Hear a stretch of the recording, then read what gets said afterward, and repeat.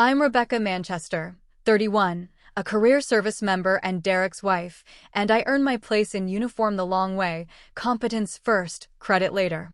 For years, I bit my tongue and held the home front together while his mother and sister helped, then turned that help into control.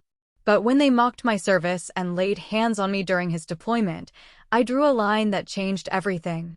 Ever been dismissed, humiliated, or betrayed by people you've supported? Tell me your story in the comments. You're not alone. Before we dive in, tell me where you're watching from. And if you've ever had to stand up for yourself after being wronged, hit like and subscribe for more true stories about boundaries and reclaiming your worth. What happened next might surprise you. The first time I noticed something was wrong, Sarah was rearranging my kitchen cabinets. Not helping. Rearranging. When I walked in after a 12-hour shift at the base, she looked up from where she knelt beside my spice rack and said, "I thought you might want things organized properly while Derek's away." My mother-in-law stood behind her, arms crossed, nodding approval. Sarah knows how to run a household. Maybe you could learn something. I should have said something then. But Derek had only been deployed for 3 weeks, and I told myself this was what military families did. They helped each other. Even when that help felt more like judgment. "I appreciate the thought," I said, setting my keys on the counter. "But I prefer my system." Margaret made that sound she'd perfected over the years, half laugh, half dismissal. "Your system? Honey, there's barely anything in these cabinets to organize." The comment stung. Derek and I kept our kitchen minimal, functional. We were both deployed regularly, lived out of duffel bags more often than closets. But the way she said it, like our lifestyle was somehow inadequate, made my shoulders tense. Sarah stood, wiping her hands on a dish towel from Derek's childhood home. When had she brought that over? "We're just trying to help you feel more settled. Derek would want his family taken care of." There it was, the subtle implication that I wasn't family, not really. That I was something to be managed, not someone to be supported. Over the next few weeks, the pattern established itself. They'd arrive unannounced, always with some excuse about checking on me or bringing groceries I hadn't requested. Margaret would walk through the house like she was conducting an inspection, commenting on everything from the dust on the baseboards to the military photos Derek and I kept on the mantel. "You know, when Derek was younger, he used to say he'd marry someone who could keep house properly," she said one afternoon, running her finger along the windowsill. Of course, that was before he understood how demanding your job would be. The words were carefully chosen, delivered with just enough sweetness to maintain plausible deniability. But the message was clear. I was failing at being a wife because I was succeeding as a soldier. Sarah was more direct. "I don't understand why you stay in," she said, sitting at my kitchen table like she belonged there. "Derek's rank is high enough now that you could focus on supporting his career instead of competing with it." I looked up from the report I'd been reviewing. "I'm not competing with anything. We both serve." "That's what you tell yourself." She shrugged. "But everyone knows military marriages work better when one person's the priority." The assumption that it should be me who stepped back, who made myself smaller, sat in my chest like a weight. But I'd grown up understanding both sacrifice and partnership. When Derek called that night, I almost mentioned their behavior. Almost told him about the constant intrusions, the subtle undermining, the way they made me feel like a guest in my own home. "How are Mom and Sarah treating you?" he asked, his voice crackling through the overseas connection. I looked around the living room where they'd rearranged my furniture, moved my books, hung pictures I didn't remember agreeing to display. "They're attentive." "Good. I worried they might be overwhelming, but I'm glad they're looking out for you." The gratitude in his voice stopped me cold. He genuinely believed his family was helping. How could I tell him that their kindness felt like criticism, that their help felt like control? "They miss you," I said instead. "I miss everyone too. Are you taking care of yourself? Eating enough? You always forget to eat when you're stressed." The concern in his voice was real, warm, everything his family's version of care wasn't. This was why I stayed silent. Derek loved me, trusted me, respected me as both a soldier and a wife. Whatever his mother and sister were doing, it wasn't worth disrupting that peace while he was thousands of miles away. By the time he'd been gone 2 months, Margaret and Sarah had keys to the house. I never gave them keys. But one day I came home and found them inside, Sarah mopping floors that hadn't needed mopping while Margaret sorted through mail I hadn't asked her to collect. "We thought we'd surprise you," Margaret said when she saw my expression. "Derek's father made us spare keys years ago, back when Derek first bought the house. We just want to help." The explanation was reasonable. The invasion felt anything but. That night, I sat in my bedroom, the one room they hadn't yet reorganized, and tried to understand why I felt so unsettled. These women were family. They were trying to help a deployed soldier's wife manage household responsibilities.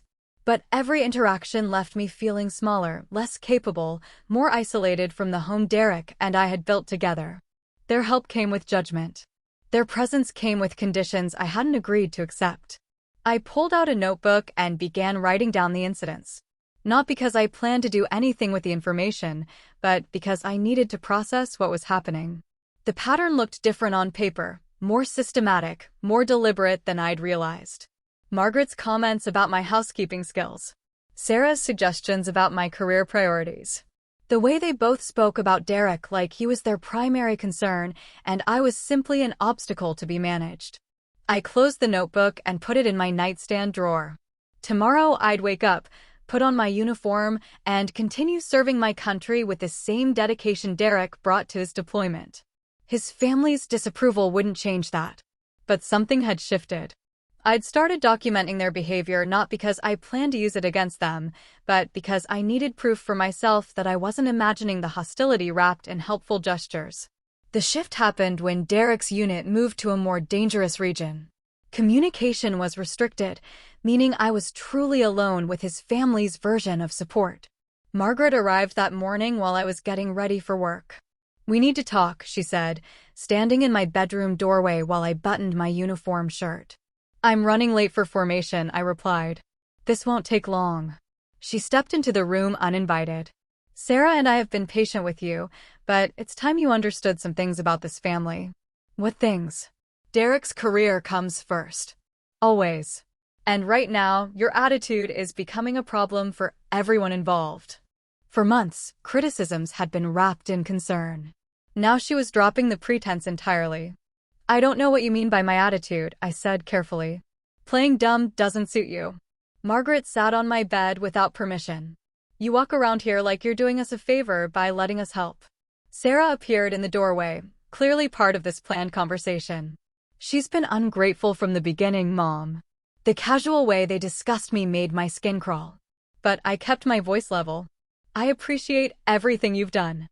But I need to get to work now." "See?" Sarah looked at her mother triumphantly. "She can't even have a conversation about family without hiding behind her job." "This isn't my job," I said, gesturing to my uniform. "This is my service. Just like Derek's." Margaret's laugh was sharp. "Oh, honey. Derek's service matters because he's building something. What you're doing is just playing dress up." The insult hit like a physical blow. I'd served 2 deployments, earned commendations, led soldiers in combat. But standing in my own bedroom while they dismissed my service as pretend, I felt the ground shift beneath my feet. "Derek respects my service," I said quietly. "Derek's a good man who loves his wife," Sarah replied. "But that doesn't mean he doesn't see what everyone else sees. You're a disgrace to his uniform." The words hung in the air like smoke from an explosion. This felt different from military hostility. Personal. Designed to wound in ways training couldn't prepare you for. "I think you should both leave now," I said, reaching for my keys. "We'll leave when we're ready." Margaret stood slowly. "You seem to forget that this house, this family, existed long before you showed up. Derek will be home eventually, and when he is, he'll need to know how you really behaved while he was gone." The threat was clear. They would create their own narrative about my conduct, and I would have no way to defend myself. I left for work with their words echoing in my head. Disgraced his uniform. They'd found the intersection of my 2 most important roles and attacked it directly. At the base, I went through the motions while processing what had happened. During lunch break, I called Derek's unit, knowing he probably couldn't answer. The call went straight to the automated message, "Communication restricted due to operational security." I was completely cut off from him while his family escalated their campaign. That afternoon, I started keeping detailed records. If Margaret and Sarah were planning to undermine me to Derek, I needed documentation of what was really happening. The notebook became a careful chronicle. Margaret entering without permission. Sarah's comments about my career. The specific words they used, the specific threats they made. By the time I got home that evening, they were gone. But they'd left evidence of their presence, rearranged furniture, cleaned surfaces, small changes that reminded me I had no privacy. I sat at my kitchen table, moved 6 inches from where I'd left it, and realized this was psychological warfare conducted with spare keys and good intentions. They were dismantling my sense of home, one small invasion at a time. I opened my notebook and began documenting everything from the past 4 months. Every slight, every intrusion, every comment designed to make me feel smaller. That night, alone in a house that no longer felt like mine, I began preparing for a war I hadn't wanted to fight. I met Derek during advanced training at Fort Benning, back when I still believed military marriages were impossible and he still thought he'd marry someone who'd never worn combat boots. We were both wrong about a lot of things in those days, but we were right about recognizing something in each other that neither of us had found anywhere else. My path to service started early. My father was a mechanic who worked double shifts to keep our family afloat, and my mother was a nurse who believed work was dignity and dignity was everything. They raised me to understand that respect was earned, not given, and that the best way to earn it was through competence and reliability.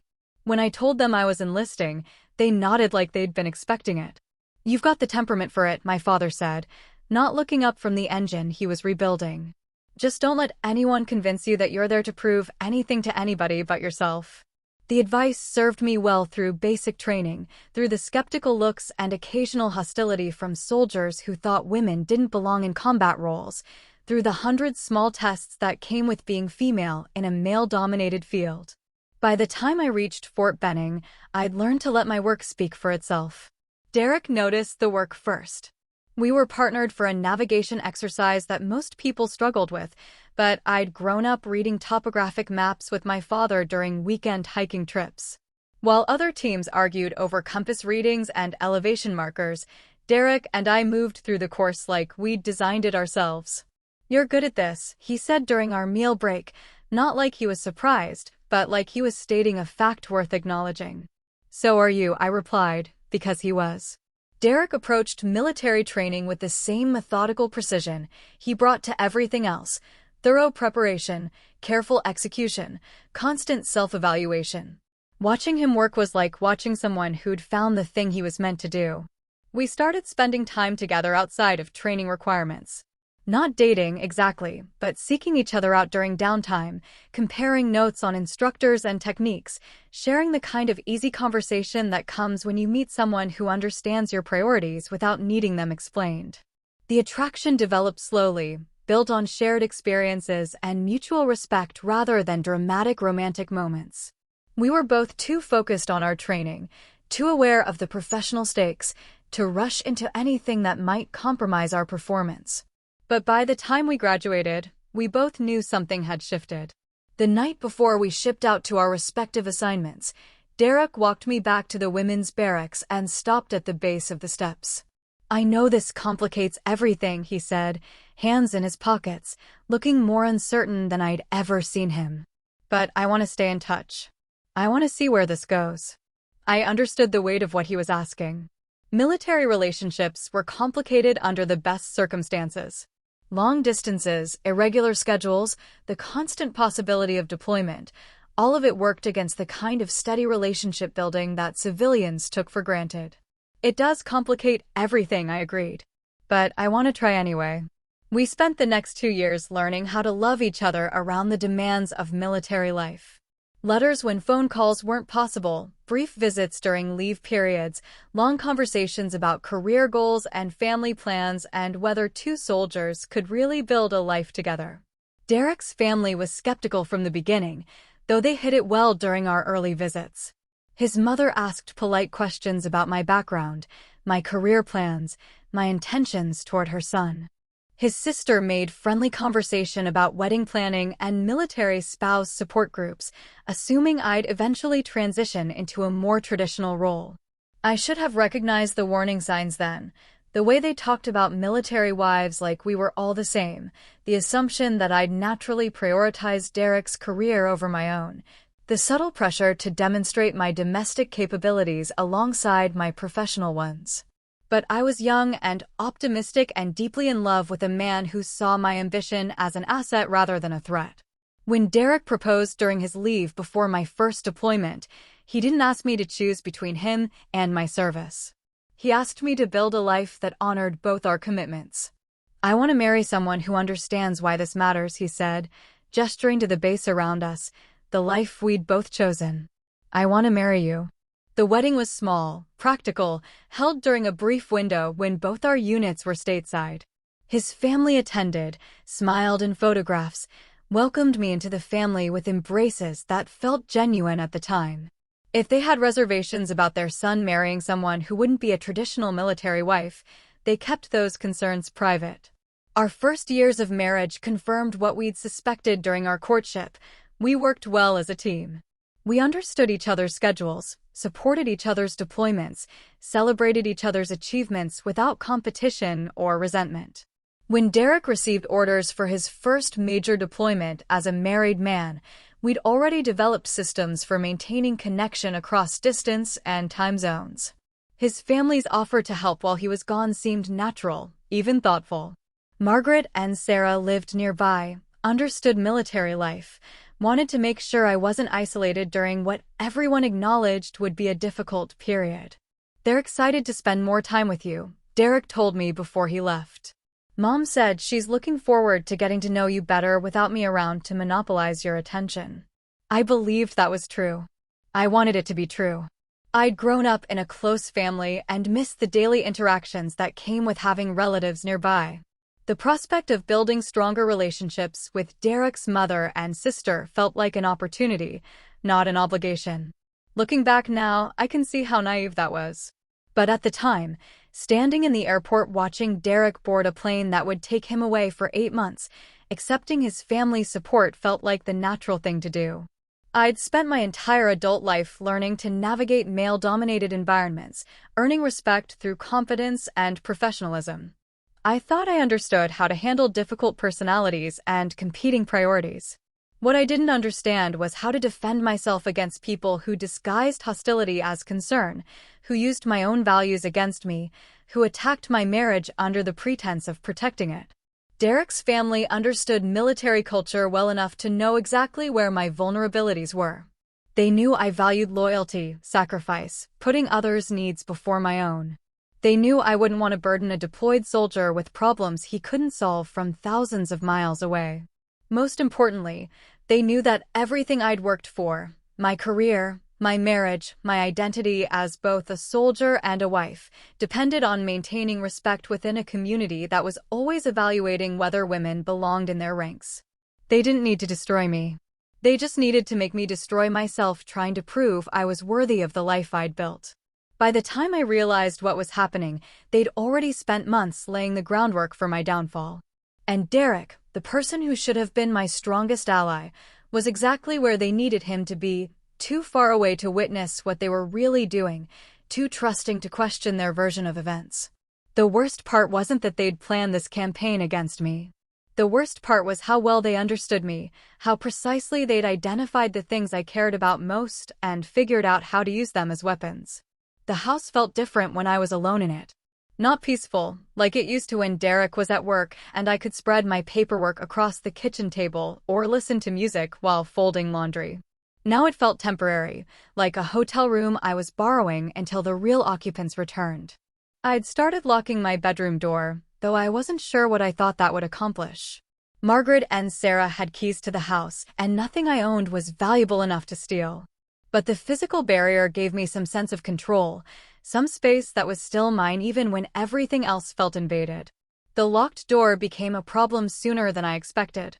"Why is your bedroom locked?" Sarah asked one afternoon, standing in the hallway with her hands on her hips like a parent confronting a rebellious teenager. I looked up from the kitchen counter where I'd been paying bills, One of the few domestic tasks they hadn't tried to take over, probably because it wasn't interesting enough to criticize. Because it's my bedroom. That's not an answer. She moved closer, and I noticed Margaret behind her, arms crossed, ready to back up whatever confrontation Sarah was initiating. It's the only answer you're going to get, I said, returning my attention to the checkbook. The silence stretched long enough that I finally looked up again. Both women were staring at me with expressions I'd never seen before, not disapproval or disappointment, but something harder.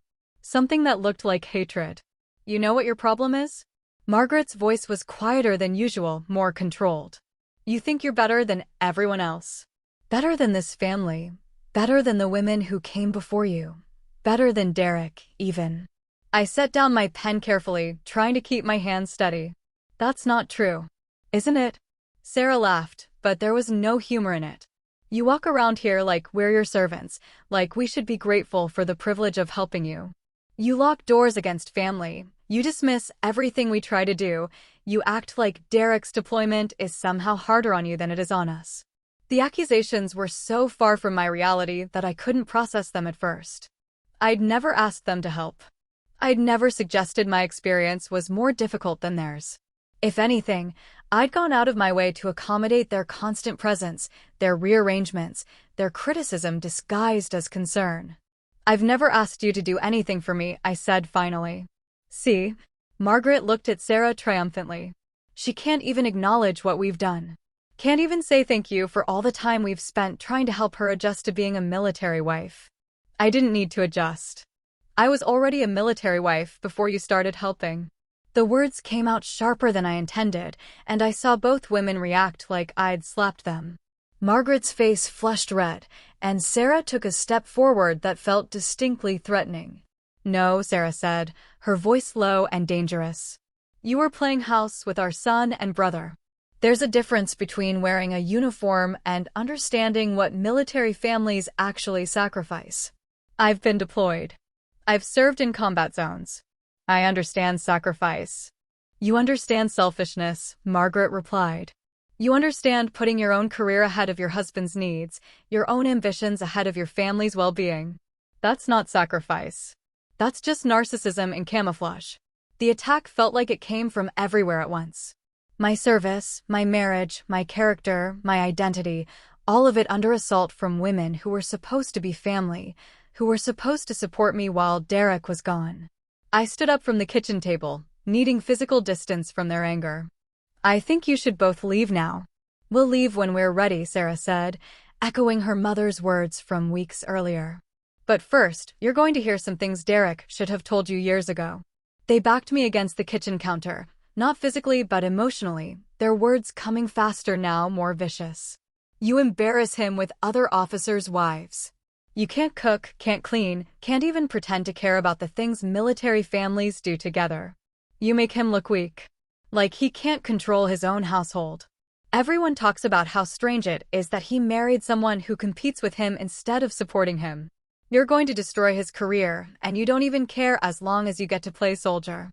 Each accusation hit like a physical blow, designed to wound in places I couldn't protect. They'd identified every insecurity I'd ever had about being a woman in the military, about being a military wife, about balancing career and marriage in a culture that didn't always understand dual military couples. But it was the next attack that broke something inside me. The truth is, Margaret said, stepping close enough that I could smell her perfume, Derek settled for you because he thought you'd grow out of this phase. He's still waiting for you to become the wife he actually needs.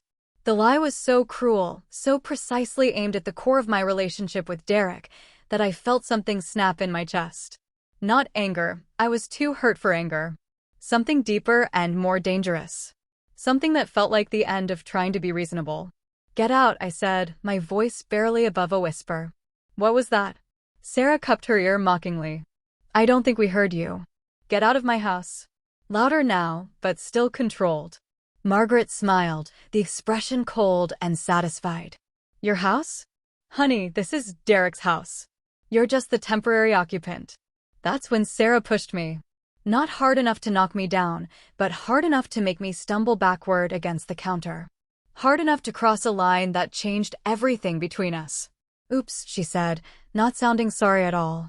I guess you're not as steady on your feet as you think you are. I stared at her, trying to process what had just happened. In my years of military service, I'd faced physical threats, had been trained to respond to violence with controlled force. But this wasn't combat.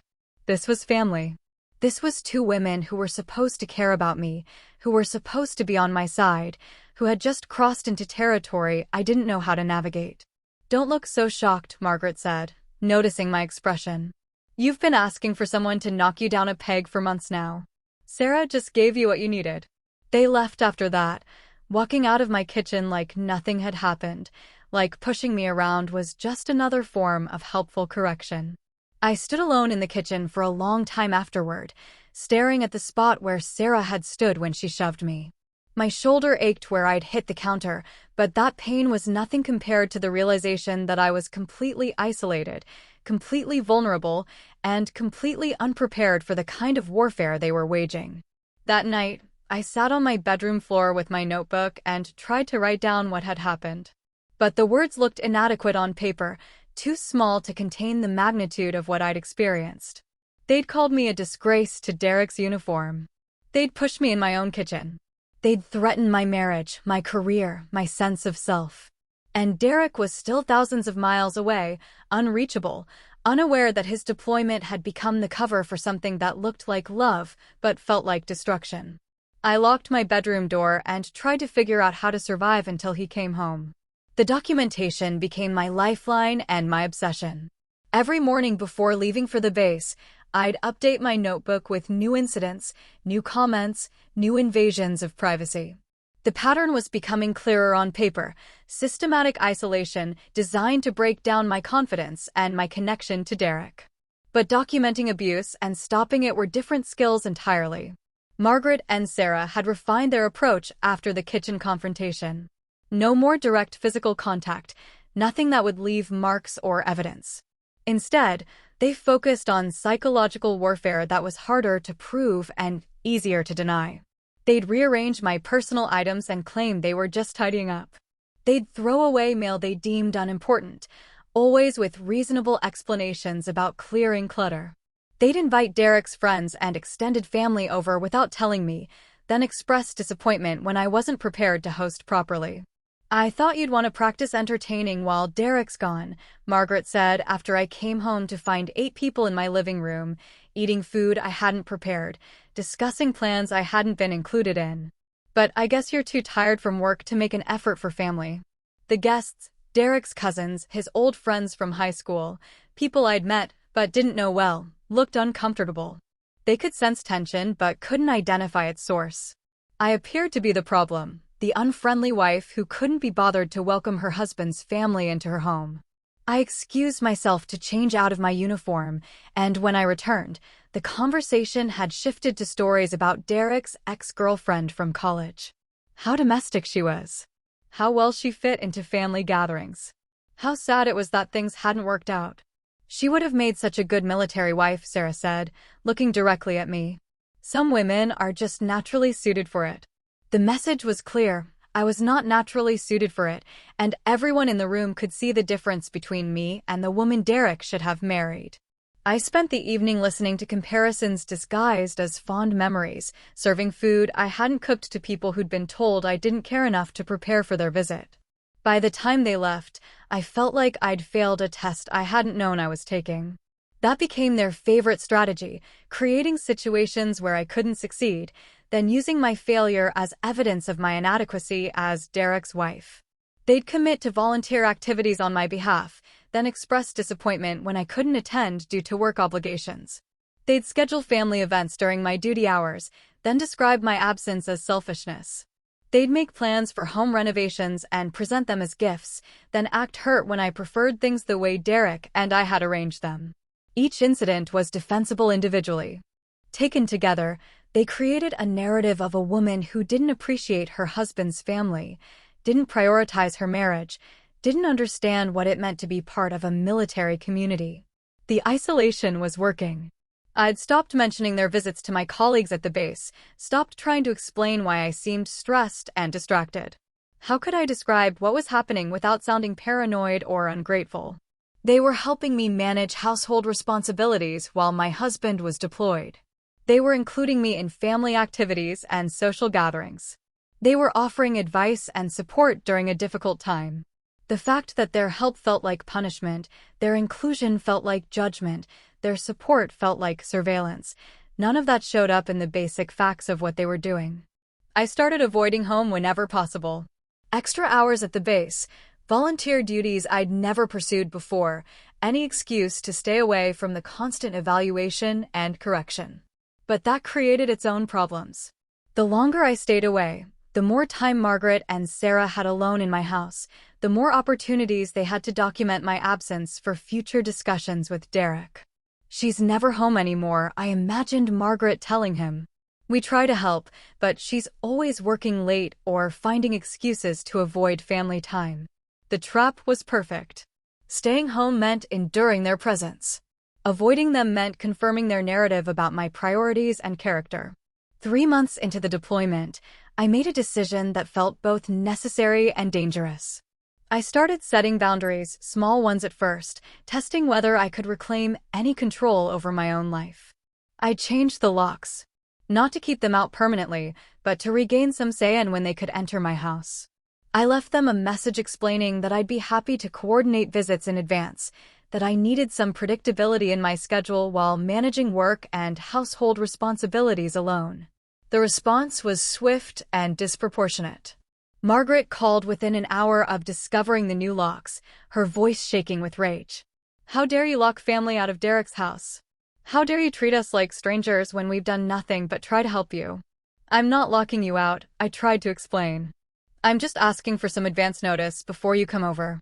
You're paranoid and ungrateful and completely unsuited to be part of this family," she replied. "Derek's going to hear about this. All of it. Every disrespectful thing you've done while he's been gone." The call ended with threats I'd been expecting for weeks. They would tell Derek their version of events when he returned. They would document my behavior, my attitude, my failure to appreciate their support. They would make sure he understood what kind of woman he'd married. That night, I sat in my locked bedroom and tried to prepare for a conversation that would determine the future of my marriage. How do you defend yourself against accusations that contain just enough truth to be believable? How do you explain that help can be hostile, that support can be sabotage, that love can look like warfare when it's filtered through people who see you as the enemy? I opened my notebook and began writing a letter I hoped I'd never have to send. A detailed account of the past 3 months, with dates and witnesses and documentation of everything they'd said and done. Not because I wanted to destroy Derek's relationship with his family, but because I needed him to understand what had really happened while he was gone. The letter grew longer each night as I added new incidents, new examples, new evidence of the systematic campaign they'd waged against my sense of belonging in my own home. I didn't know yet that documentation wouldn't be enough. I didn't know that truth and evidence meant nothing when weighed against family loyalty and long-established relationships. I didn't know that the next phase of their plan would make everything I'd endured so far look like gentle preparation for the real destruction they had in mind. But I was learning to fight back, even if I didn't fully understand yet what I was fighting against. The beating came on a Tuesday night in November, 3 weeks before Derek was scheduled to return from deployment. I'd been working late, reviewing personnel files for upcoming evaluations, when I realized I'd left important documents at home. The base was quiet, most people gone for the evening, and I decided to retrieve the files rather than start over the next day. I should have been more careful about operational security, should have varied my routines, should have anticipated that Margaret and Sarah had been watching my schedule for months and knew exactly when I'd be vulnerable. They were waiting in my kitchen when I walked through the front door. Not sitting at the table like they usually did, not pretending to clean or organize or help with anything. Just standing there in the dark, silhouettes against the window, like predators who'd finally cornered their prey. "We need to have a conversation," Margaret said when I reached for the light switch. "Leave the lights off," Sarah added. Something in their voices made me step backward toward the door, but Sarah moved to block my exit while Margaret approached from the other side. They'd planned this, coordinated it, prepared for exactly this moment when I'd be alone and off guard. 3 weeks, Margaret said, her voice conversational despite the darkness. 3 weeks until Derek comes home and sees what you've really become while he's been gone. I haven't become anything, I said, trying to keep my voice steady. I've been working and maintaining this house and trying to deal with your constant interference. The slap came so fast I didn't see it coming. Margaret's hand across my face, hard enough to snap my head sideways and leave my cheek burning. Don't you dare talk to me about interference, she said, her voice still calm, still controlled. We've spent months trying to help you become the wife Derek deserves, and all you've done is fight us every step of the way. I pressed my hand to my cheek, shocked not just by the violence, but by how prepared they were for it. This wasn't anger spiraling out of control. This was calculated, deliberate, designed to send a message I couldn't misunderstand. You changed the locks, Sarah said, circling around behind me. You locked out the people who love Derek most, who've known him longest, who understand what he needs better than you ever will. Another slap, this time from Sarah, catching me across the other cheek before I could raise my hands to defend myself. You embarrass him with your career obsession, your inability to maintain a proper home, your complete failure to integrate into this family. They took turns now, delivering both words and blows with the same methodical precision. Not hard enough to do serious damage, but hard enough to hurt, hard enough to humiliate, hard enough to make me understand that I was completely powerless in my own house. You're a disgrace to his uniform, Margaret said, the phrase she'd been building toward for months. A pathetic imitation of a soldier and an even worse excuse for a wife. I tried to move toward the door, but they blocked me again, pushing me back against the kitchen counter. The same counter where Sarah had shoved me months earlier, but this time there was no pretense of accident, no plausible deniability. Please stop, I said, hating how weak my voice sounded, how completely they'd reduced me to begging in my own home. Stop. Sarah laughed, the sound sharp and cruel in the darkness. We haven't even started telling you what Derek's going to hear when he gets home. They outlined their plan with the satisfaction of people who'd been rehearsing this moment for months. Every incident would be reframed, every conflict reinterpreted, every moment of resistance presented as evidence of my instability and ingratitude. The locked doors would become paranoid isolation. My work schedule would become selfish neglect of family obligations. My attempts to maintain boundaries would become disrespect for people who'd done nothing but try to help. He'll see the truth, Margaret said, grabbing my arm hard enough to leave fingerprints. That you never belonged in this family, never deserved him, never understood what it means to be a military wife. He already knows what kind of wife I am, I said, trying to pull away from her grip. Does he? Sarah moved closer, her face inches from mine. Does he know you locked his family out of his house? Does he know you refused to participate in family gatherings? Does he know you care more about your precious career than his homecoming? The questions were rhetorical, but they landed like physical blows because I could hear how they'd sound to Derek without context, without understanding the months of systematic undermining that preceded each incident. He loves me, I said, the words feeling inadequate but necessary. He loves the woman he married, Margaret corrected. Not the bitter, selfish person you've become. When he sees who you really are, he'll understand what we've been trying to protect him from. They pushed me toward the living room, away from the kitchen where neighbors might hear if I screamed. Not that I was going to scream. Some part of me still believed this was family conflict, still thought there were rules and boundaries that would eventually restore sanity to the situation. The beating that followed was systematic, designed to cause pain without leaving evidence that couldn't be explained away. Pushes that could be called accidents. Slaps that could be dismissed as emotional outbursts. Grabs and shoves that would bruise in places my uniform would cover. But the words were worse than the physical violence. They knew exactly how to hurt me, exactly which insecurities to target, exactly how to make me question everything I thought I knew about my marriage and my worth as both a soldier and a wife. Derek settles for you because he's too kind to admit you're not enough. Everyone at the base talks about how strange it is that he married someone who competes with him. You're going to destroy his career, and you don't even care. He'd be better off with someone who actually supports him instead of playing dress-up soldier. Each accusation built on months of careful groundwork, months of small comments and subtle undermining, months of making me doubt my own perceptions and reactions.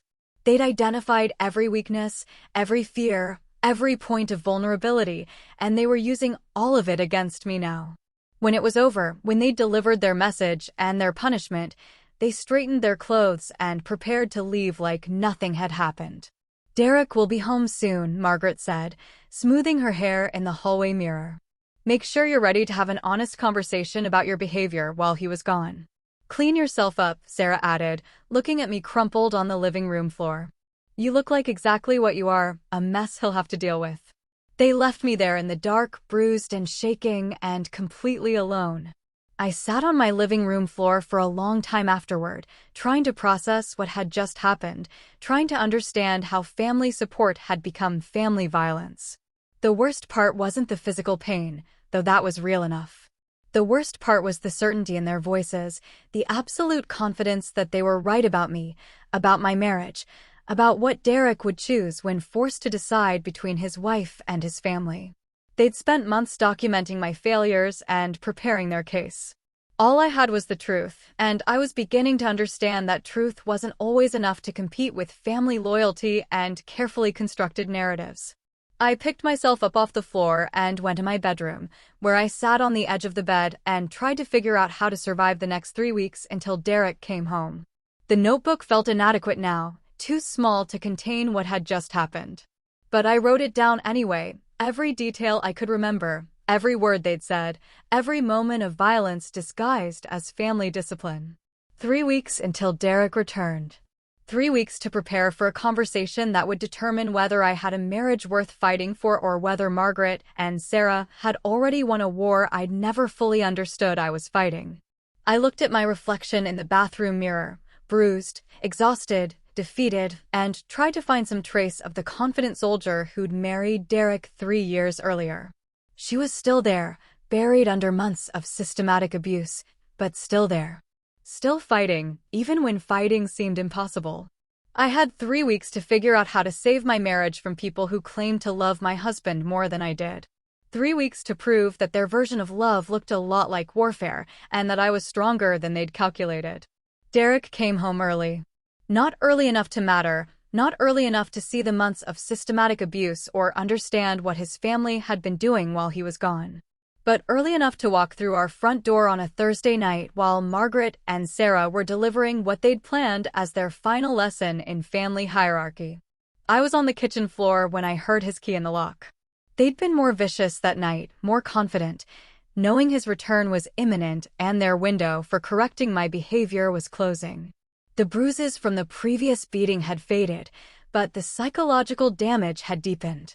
I'd spent 2 weeks documenting every interaction, every threat, every moment of violence, building a case I wasn't sure I'd ever be brave enough to present. "Last chance," Margaret had said when they arrived that evening, letting themselves in with spare keys they'd never returned despite my request. "Last chance to understand your place in this family." The beating started immediately, no pretense of conversation or justification. They were past the point of caring whether I learned anything from the experience. This was pure punishment, pure power, pure demonstration of who controlled my life while Derek was away. I was curled on the kitchen floor, arms protecting my head, when I heard the front door open. Heard Derek's familiar footsteps in the hallway, heard him drop his duffel bag like he'd done after every training exercise and deployment we'd been through together. Margaret and Sarah froze mid-assault, their hands still raised, their faces still twisted with the kind of hatred I'd learned to recognize over the past months.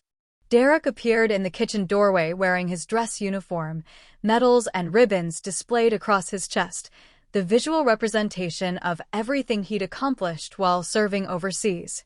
He looked older, more weathered, carrying the weight of command and responsibility that came with leading soldiers in dangerous situations. He looked at the scene in front of him, his mother and sister standing over his wife, who was bleeding from a split lip and trying to push herself up from the kitchen floor, and his expression went completely blank. Not shocked. Not angry. Just empty, like his mind was processing information too complex and terrible to register immediately. Derek, Margaret said, her voice instantly shifting from fury to relief, from violence to victimhood.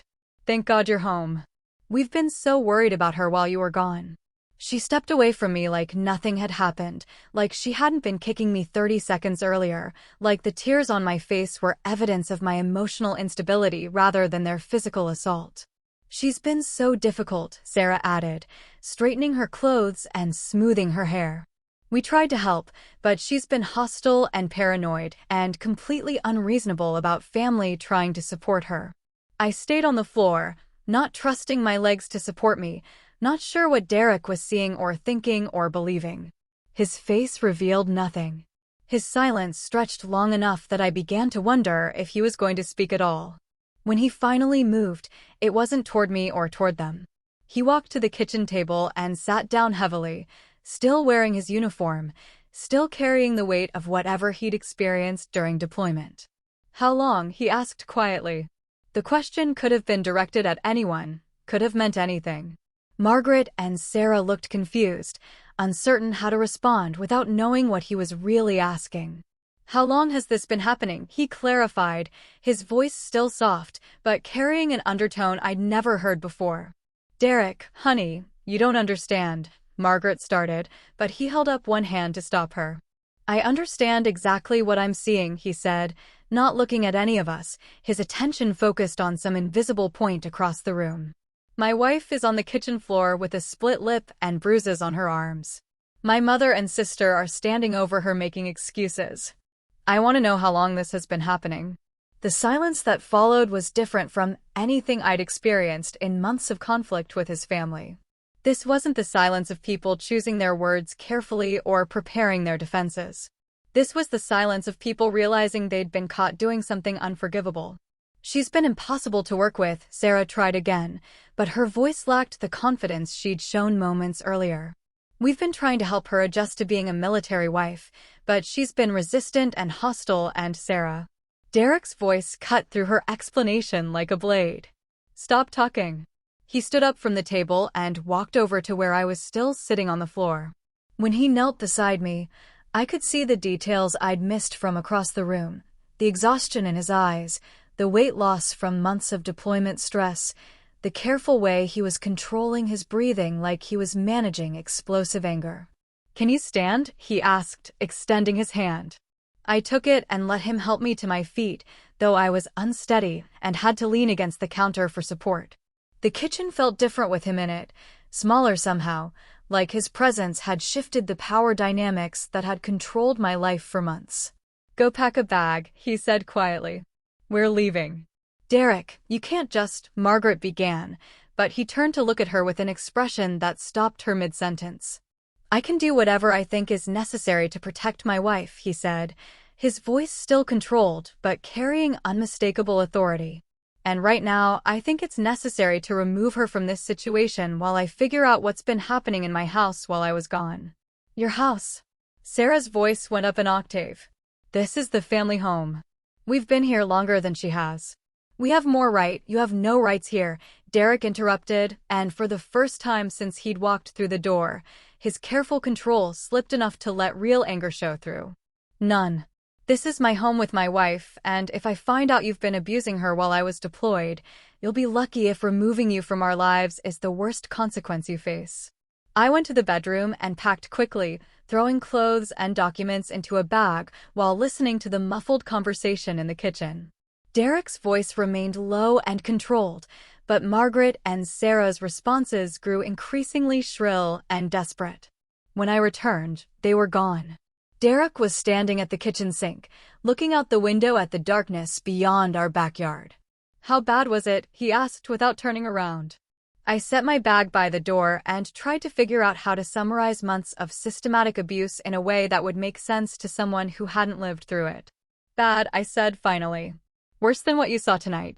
He nodded like he'd expected that answer, like he'd already begun calculating the full scope of what had happened while he was gone. I'm sorry, he said, still looking out the window. I'm sorry I wasn't here to protect you. I'm sorry I didn't see what they were doing. I'm sorry I put you in this situation. The apology broke something open in my chest that I'd kept carefully sealed for months. Not relief, exactly, because the damage was already done. But recognition. Acknowledgement. The beginning of understanding that I hadn't been crazy or oversensitive or ungrateful. I documented everything I said, pulling the notebook from my bag. Dates, times, witnesses when there were any. I wrote it all down because I knew they'd have their own version to tell you. Derek took the notebook and sat back down at the kitchen table, opening it to the first page. I watched him read my careful documentation of months of abuse disguised as family support, watched his expression darken as he processed the systematic nature of what they'd done. "We're going to a hotel tonight," he said after several minutes. "Tomorrow we'll figure out what comes next. But tonight, we're leaving this house and everything that happened here while I was gone." I nodded, grateful for his decisiveness, grateful that he was taking charge of a situation I'd been managing alone for too long. As we drove away from the house, our house, the home we'd built together before deployment and family obligations and systematic abuse had transformed it into something unrecognizable, I realized that Derek's early return wasn't the rescue I'd been hoping for. It was the beginning of a different kind of battle. The battle to rebuild trust, to process trauma, to figure out whether our marriage could survive what his family had done to both of us while he was away. But for the first time in months, I wasn't fighting that battle alone. The hotel room was generic and impersonal, exactly what I needed after months of having my personal space invaded and rearranged. Derek sat in the single chair while I perched on the edge of the bed, both of us trying to figure out how to have a conversation we'd never imagined needing. "Why didn't you tell me?" he asked, and I could hear the genuine confusion behind the question. "Why didn't you call, right? Find some way to let me know what was happening?" I'd prepared for this question during the weeks leading up to his return, had rehearsed explanations that might help him understand why I'd stayed silent while his family systematically destroyed my sense of safety and belonging. "Because you were deployed," I said. "Because you had soldiers depending on you to stay focused and make good decisions. Because I knew you couldn't do anything about it from thousands of miles away, and I didn't want to add to the stress you were already carrying." He nodded slowly, like he understood the logic even if he didn't agree with it. "But it got worse because you didn't tell me. If I'd known what they were doing, I could have called them, set boundaries, made it stop. Could you?" I pulled my notebook from the nightstand where I'd left it, flipping through pages of careful documentation. "Look at this from their perspective. I was the outsider who didn't appreciate their help. I was the ungrateful wife who locked family out of her husband's house. I was the selfish woman who cared more about her career than supporting your deployment." Derek took the notebook again, reading more slowly this time, paying attention to patterns I'd identified over months of systematic abuse. "They had an answer for everything," I continued. "Every boundary I tried to set became evidence of my hostility. Every attempt to maintain independence became proof that I didn't understand military family life. If you'd called to confront them based on my complaints, what would that have looked like?" He was quiet for a long time, reading and processing, beginning to understand the sophisticated nature of what they'd done. This wasn't random family conflict or personality clashes. This was deliberate psychological warfare designed to isolate me from him and from any support system that might have protected me. "They knew exactly what they were doing," he said finally, closing the notebook and looking at me with an expression I couldn't quite read. "They understood how deployment works, how military marriages work, how to use our values against us. They used my loyalty to you as a weapon," I agreed. "Every time I wanted to call you, wanted to tell you what was happening, I thought about you trying to lead soldiers while worrying about problems at home that you couldn't solve. I thought about the guilt you'd carry, the distraction it would cause. So you carried it alone." "I tried to. I thought I could handle it until you came home, thought I could protect both of us by staying silent." Derek stood up and walked to the window, looking out at the parking lot where other travelers were dealing with their own temporary displacement from normal life. "I should have seen the signs," he said. "In their messages, their phone calls, the way they talked about you. I should have paid more attention." I thought about the calls I'd listened to, the conversations where Margaret and Sarah had presented carefully edited versions of our interactions, focusing on my supposed ingratitude and neglect of family obligations. "They were careful," I said. They never outright lied about specific incidents, just reframed them in ways that made me look unreasonable. And you wanted to believe they were helping.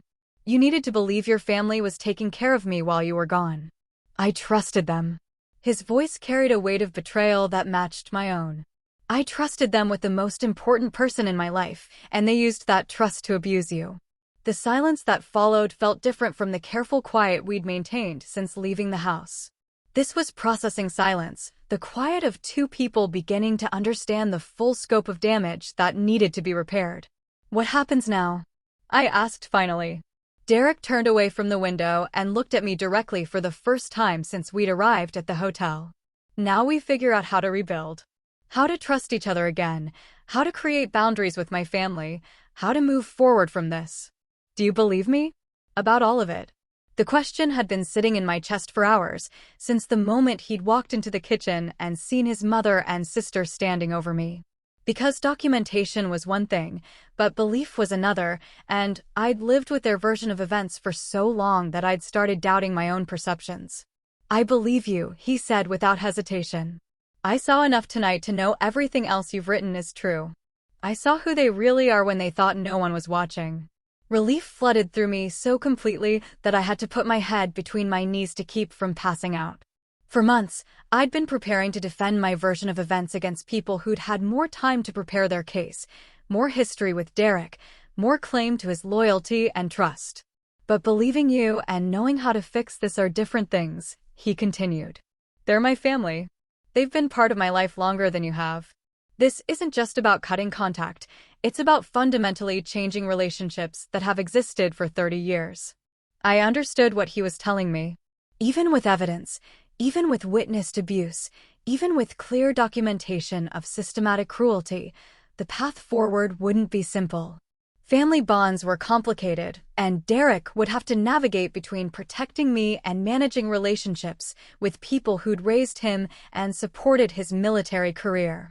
I'm not asking you to choose between me and them, I said, though part of me knew that choice was exactly what would be required. I'm asking you to believe what happened and help me figure out how to be safe moving forward.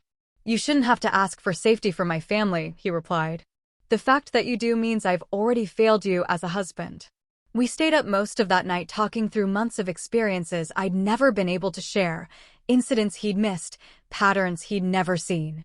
Derek asked careful questions, not because he doubted my account, but because he was trying to understand the full scope of what they'd done and how to prevent it from happening again. By morning, we had the beginning of a plan. Boundaries that would protect me while allowing Derek to maintain whatever relationship with his family he could salvage. Consequences that would make clear the price of their behavior. Changes to our living situation that would ensure I never again faced their abuse alone.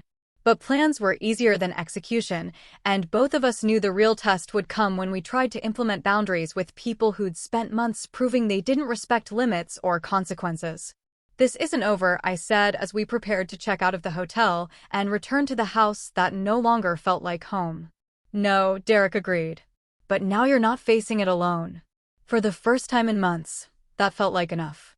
Not victory, not resolution, not erasure of the trauma I'd endured. But partnership. Alliance.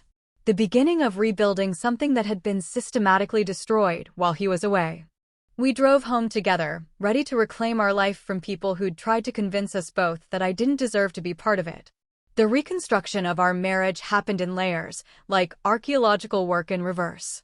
Each conversation revealed another piece of damage that needed repair, another assumption that needed challenging, another bond that needed rebuilding from foundation up. Derek moved through our house like he was seeing it for the first time, noticing changes I'd stopped registering months earlier. Furniture arrangements that reflected his family's preferences rather than ours. Kitchen organization that prioritized their convenience over functionality. Decorative choices that made our home feel more like his childhood memories than our shared future.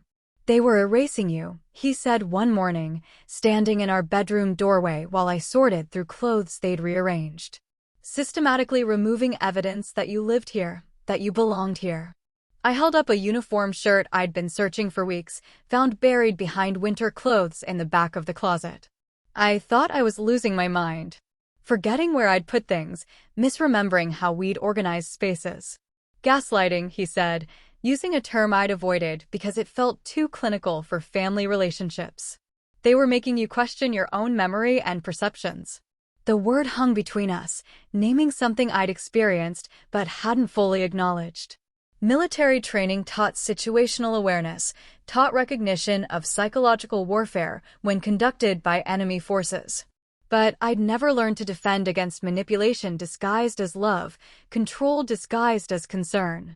We spent weeks systematically reversing their changes, not because the new arrangements were necessarily worse, but because reclaiming control over our environment was part of reclaiming control over our relationship.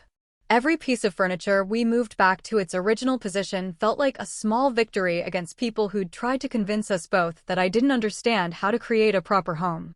The harder work was rebuilding trust between us. Not because Derek doubted my account of what had happened, but because months of systematic abuse had changed both of us in ways we were still discovering.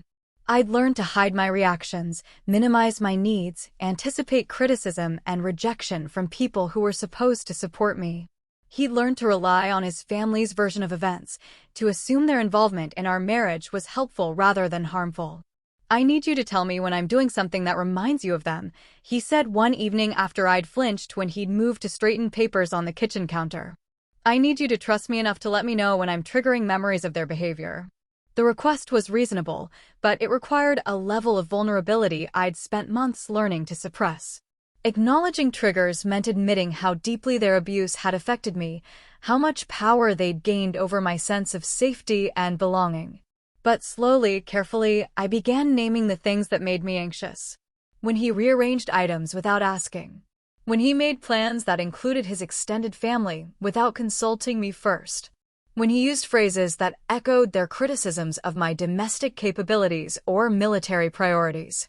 He, in turn, began recognizing how many of his assumptions about marriage and family life had been shaped by people who'd systematically tried to destroy his wife's sense of worth and belonging. "They told me you were struggling with military spouse life," he said one night, reading through emails they'd sent during his deployment. "They made it sound like you needed more support, more guidance, more help adjusting to my career demands." I read over his shoulder, seeing the careful language they'd used to create narrative around my supposed difficulties. Every incident reframed as evidence of my inability to handle military life. Every boundary I'd tried to set presented as resistance to family support. "They made me complicit," he realized, his voice tight with anger and self-recrimination. "Every time I thanked them for helping you, every time I expressed gratitude for their involvement, I was enabling their abuse." The guilt he carried was different from mine, but equally corrosive. I'd spent months wondering if I was overreacting, if I was ungrateful, if I was failing as a military wife. He'd spent months unknowingly supporting people who were systematically destroying his marriage while claiming to protect it. But recognition of damage was different from healing it. The real work began when we started building new patterns, new ways of communicating that didn't assume hidden agendas or defensive positioning. Learning to discuss household decisions without me anticipating criticism. Learning to make social plans without him assuming I'd find reasons to avoid family gatherings. We practiced conversations about difficult topics, about career decisions and family boundaries and future plans. Not because we disagreed about these things, but because months of systematic abuse had taught me to anticipate conflict and taught him to rely on intermediaries who'd had their own agenda. Professional counseling helped, though finding a therapist who understood military life and family dynamics took time. The first counselor we tried focused on communication techniques without acknowledging the systematic nature of what I'd experienced. The second one understood trauma but didn't grasp how deployment stress had made both of us vulnerable to manipulation.